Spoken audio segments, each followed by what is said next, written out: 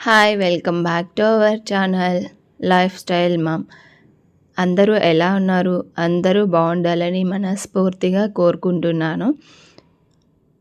ఈరోజు వీడియోలో అయితే మార్నింగ్ నుంచి ఈవినింగ్ వరకు నేను ఏ విధంగా కుకింగ్ చేశానో అలాగే కుకింగ్ రెసిపీస్ని అయితే చూపిస్తున్నాను. కుకింగ్ వ్లాగ్ ఎలా ఉంటుందో అనేది ఈ వీడియోలో అయితే షేర్ చేసుకుంటున్నాను. అలాగే రెసిపీస్ని కూడా విత్ రెసిపీస్ని అయితే షేర్ చేస్తున్నాను. అలాగే మీరందరూ నవరాత్రులను ఎలా సెలబ్రేట్ చేసుకున్నారో, దసరా అనేది కింద కామెంట్ సెక్షన్లో కామెంట్ చేయండి. నేనైతే నవరాత్రులు వీడియోస్ పెడదాం అనుకున్నాను, కానీ అస్సలు కుదరలేదు. And snacks, Dasara snacks recipes అయినా షూట్ చేసి పెడదాం అనుకున్నాను, కానీ అస్సలు అవ్వలేదండి. కానీ ఈరోజు అయితే ఒక చిన్న వ్లాగ్ని అయితే సాటర్డే వ్లాగ్ని అయితే షూట్ చేశాను. సాటర్డే మినీ వ్లాగు మార్నింగే పోస్ట్ చేసుకుందాం అని చెప్పి ఈ విధంగా ప్రసాదం చేద్దామని అయితే వచ్చాను. దీనికోసం ముందుగా ఒక కప్పు రైస్, పెసరపప్పు తీసుకుని వాష్ చేసేసుకుని ఈ విధంగా వాటర్ని వేసుకుని కొంచెం జీలకర్ర, మిరియాలు అలాగే టేస్ట్కి సరిపడా సాల్ట్ వేసుకొని ఈ విధంగా మూత పెట్టేసుకొని 2 to 3 విజిల్స్ వచ్చే వరకు మనం కుక్ చేసుకుంటే ఈ విధంగా మెత్తగా అయితే అయిపోతుంది. నాకు ఇంకా కొంచెం వాటర్ కన్సిస్టెన్సీ తగ్గిందనిపించింది. ఇందులో అయితే ఇప్పుడు మనం హాట్ వాటర్ వేసుకొని అడ్జస్ట్ చేసుకున్నామంటే మనకి చాలా పల్చగా మనకి ఏ కన్సిస్టెన్సీలో కావాలో అదే విధంగా అయితే మనం చేసుకోవచ్చు. ఈ విధంగా వాటర్ వేసుకుని ఒక 2 మినిట్స్ అయితే ఈ విధంగా కుక్ చేసుకున్నాను. కుక్ చేసుకున్న తర్వాత అయితే ఇప్పుడు పోపుని పెట్టేసుకుందాం. నెయ్యి వేసుకొని చేసుకుంటే ఈ పొంగల్కి టేస్ట్ అనేది చాలా బాగుంటుందండి. ఆయిల్ కాకుండా నెయ్యి వేసుకొని 1 టేబుల్ స్పూన్ నెయ్యిని వేసుకుని జీలకర్ర, ఇందులో నేనైతే శనగ పలుకులు, కరివేపాకు అలాగే మిర్చి, ఎండుమిర్చి, పెప్పర్ పౌడర్, పసుపు వేసి అయితే పోపు పెట్టుకున్నాను. లేదు అంటే మీరు ఇందులో జీడిపప్పులను కూడా వేసుకోవచ్చు. జీడిపప్పును కూడా వేసుకొని పోపు పెట్టుకొని ఒక్కసారి మిక్స్ చేసుకొని వేడిగా తింటే చాలా అంటే చాలా బాగుంటుంది. ఈ విధంగా మిక్స్ చేసుకొని కొంచెం అయితే నైవేద్యానికి తీసుకున్నాను. నైవేద్యానికి తీసేసుకొని మంచిగా పూజ అయితే మార్నింగే ఫినిష్ చేసేసుకున్నానండి.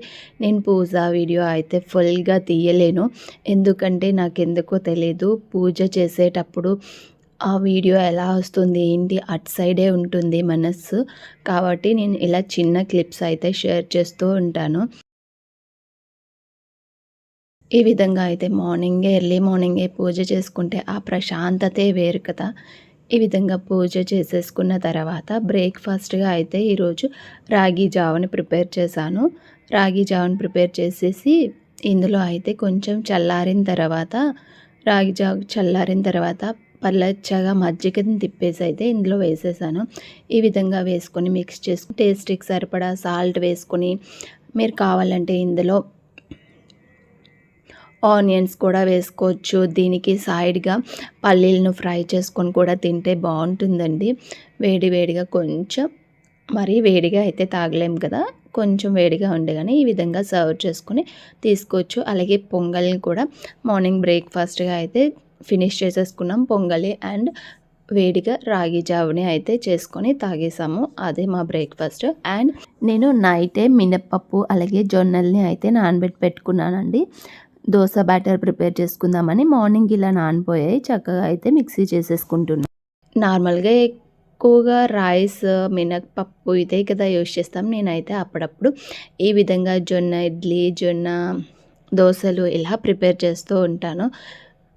అన్నీ తీసుకోవాలి కదా మన ఫుడ్లో, అలా అని చెప్పి నేనైతే ఈ విధంగా ట్రై చేస్తూ ఉంటాను అప్పుడప్పుడనే కాదు, ఒక్కొక్కసారి రాగి దోశ అలాగే డిఫరెంట్గా ట్రై చేస్తూ ఉంటాను. చాలా బాగుంటాయండి, నార్మల్ దోశల్లాగే చాలా బాగుంటాయి. ఈ విధంగా నైటే నానబెట్టి పెట్టేసుకున్నాను. అలాగే మినప్పప్పు కూడా రుబ్బేసి పక్కన పెట్టుకున్నాను. ఈ విధంగా మిక్స్ చేసేసి నైట్కి అయితే దోశలు వేద్దామని చెప్పి పక్కన పెట్టుకున్నాను. అండ్ ఈవినింగ్ స్నాక్గా వచ్చేసి పిల్లల కోసం అయితే ఇలా స్వీట్ కార్న్ అయితే ప్రిపేర్ చేశాను. స్వీట్ కార్న్ బాయిల్ చేసి చాట్ లాగా చేద్దామని చెప్పి అయితే స్వీట్ కార్న్ అయితే ప్రిపేర్ చేస్తున్నాను. ఇక్కడ స్వీట్ కార్న్ అయితే బాయిల్ చేస్తున్నాను. కొంచెం వాటర్ వేసుకొని వాష్ చేసేసుకొని కుక్కర్లో పెట్టేశాను. వాటర్ వేసి కొంచెం సాల్ట్ వేసుకొని ఈ విధంగా కుక్కర్లో పెట్టేసుకున్నాను. కుక్కర్లో పెట్టేసి మూత పెట్టుకొని 3 విజిల్స్ వచ్చే వరకు మనం కుక్ చేసుకుంటే కుక్ అయిపోతుంది కదా. 3 విజిల్స్ వచ్చిన తర్వాత అయితే ఈ విధంగా పక్కకు తీసేసుకున్నాను. ఆల్రెడీ వేడిగా ఉండేటప్పుడే వాళ్ళు తీసుకొని తినడం అయితే స్టార్ట్ చేశారు. ఈ విధంగా మొత్తం అన్నీ ఒలిచేసుకొని ఇప్పుడైతే చాట్ ప్రిపేర్ చేసేసుకుందాం. ఈ విధంగా నెయ్యి వేసుకొని చేసుకుంటే బాగుంటుంది టేస్ట్. ఆయిల్ కన్నా నెయ్యి వేసుకొని మనం ముందుగా ఒలిచిపెట్టుకున్న స్వీట్ కార్న్ని ఇందులో వేసేసుకున్న తర్వాత ఇవి కొంచెం లైట్గా ఫ్రై అయితే బాగుంటుంది. చాట్ తింటూ ఉంటే మంచి స్మెల్, ఆ టేస్ట్ బాగుంటుంది చాట్.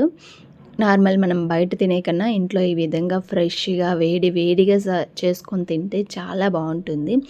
ఇందులో వచ్చేసి చిన్నది అల్లం వెల్లుల్లి పేస్ట్ వేసుకుంటే ఆ టేస్ట్ కొంచెం డిఫరెంట్గా ఉంటుంది. అల్లం వెల్లుల్లి పేస్టు అలాగే మనం వేసిన స్వీట్ కార్న్ కూడా ఫ్రై అయిన తర్వాత సన్నగా కట్ చేసి పెట్టుకున్న ఆనియన్ ముక్కల్ని కూడా వేసుకొని లైట్గా ఫ్రై చేసుకోవాలి. ఆనియన్స్ ఏం మనకి ఎక్కువగా ఫ్రై చేసుకోవాల్సిన అవసరం లేదు. ఇప్పుడు ఒక చిన్న ముక్క టమోటో కూడా ఈ విధంగా కట్ చేసి వేసుకోవాలి. కట్ చేసి వేసుకున్న తర్వాత ఇందులో మన స్పైసీని బట్టి రెడ్ చిల్లీ పౌడర్, టేస్ట్కి సరిపడా సాల్టు, మనం ఆల్రెడీ బాయిల్ చేసినప్పుడు వేసాం కదా, దీంట్లోకి అయితే కొంచెం సాల్ట్ అయితే వేసుకుంటే సరిపోతుంది. ఈ విధంగా వేసేసుకున్న తర్వాత ఒకసారి మిక్స్ చేసుకొని ఫైనల్గా కొంచెం కొత్తిమీర, కొంచెం లెమన్ని అలా స్క్వీజ్ చేసుకొని వేసుకొని వేడిగా సర్వ్ చేసుకొని తిని చూడండి. టేస్ట్ చాలా బాగుంటుంది. ఈ విధంగా అయితే పిల్లలకి ఈవినింగ్ స్నాక్గా అయితే ఇచ్చేసాను. స్వీట్ కార్న్ చాట్ని ప్రిపేర్ చేసేసి వాళ్ళకైతే స్నాక్స్ ఇచ్చేసిన తర్వాత నైట్కి అయితే మనం దోశ బ్యాటర్ ప్రిపేర్ చేసుకున్నాం కదా, డిన్నర్కి అయితే దోశలను అయితే ప్రిపేర్ చేస్తున్నాను. దీంట్లోకి అల్లం చట్నీ చేసుకుంటే చాలా బాగుంటుంది. నేను ఈ వీడియోలో అయితే ఇంక్లూడ్ చేయలేదు, కానీ నెక్స్ట్ కమింగ్ వీడియోస్లో ఎప్పుడైనా షేర్ చేస్తాను. అల్లం చట్నీ చాలా బాగుంటుంది. మనం మార్నింగే రుబ్బేసి పక్కన పెట్టేసుకున్నాం కాబట్టి మంచిగా ఫర్మెంటేషన్ అయితే అయిపోయింది. ఈ విధంగా మనకి దోశ బ్యాటర్ అనేది ఫర్మెంటేషన్ అయితే చాలా మంచిదండి. కొంచెం అయితే ఒక బౌల్లోకి తీసుకొని ఈ విధంగా సాల్ట్ మిక్స్ చేసేసుకొని అయితే కలిపేసి పక్కన పెట్టుకున్నాను. స్టవ్ పై ప్యాన్ పెట్టుకొని ప్యాన్ కొంచెం హీట్ అయిన తర్వాత మనం రెగ్యులర్గా దోశల్ని ఏ విధంగా వేసుకుంటామో అదే విధంగా వేసేసుకొని కొంచెం ఆయిల్ వేసుకుంటే సరిపోతుంది. టేస్ట్ అయితే చాలా బాగుంటుంది. నార్మల్ దోశల్లాగే ఉంటాయి. ఈ విధంగా ఎర్రగా కాలిన తర్వాత 2 సైడ్స్ కాల్చుకొని సర్వ్ చేసేసుకోవడమే. ఈ దోశ బ్యాటర్ అయితే ఫుల్గా చూపించలేదు కదా, మీకు ఎవరికైనా కావాలి అంటే కింద కామెంట్ సెక్షన్లో కామెంట్ చేయండి. కమింగ్ వీడియోలో షేర్ చేస్తాను.